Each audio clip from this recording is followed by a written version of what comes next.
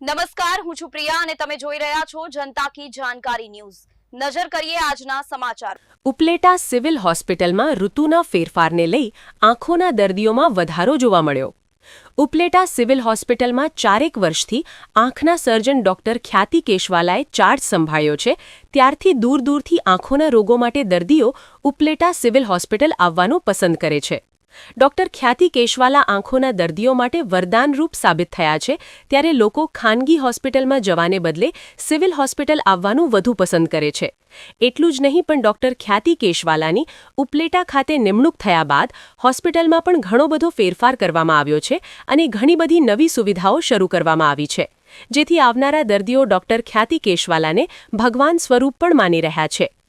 ઉપલેટા હોસ્પિટલમાં હાલ તો આંખોના ઘણા બધા દર્દીઓ આવે છે, પણ થોડા દિવસોથી ઋતુમાં ફેરફારને લઈ આંખોના દર્દીઓમાં વધારો જોવા મળ્યો છે। ત્યારે હાલ રોજના 150થી પણ વધારે દર્દીઓ ફક્ત આંખોને લગતા રોગોના કાયમ આવે છે, જેમાં મોતિયા, જામર, વેલ, આંખો લાલ થઈ જવી જેવા અનેક રોગોમાં વધારો જોવા મળ્યો છે। વિપુલ ધામેચા, ઉપલેટા।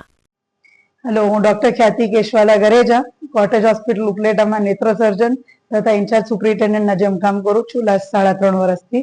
અત્યારે અમારે જેમ શિયાળો આવ્યો છે, અમારી ઓપીડીમાં વધારો જોવા મળે છે। એમાં ખાસ કરીને અમારી આઈની ઓપીડી, આંખની ઓપીડી અમારી બહુ અત્યારે વધારે રહે છે।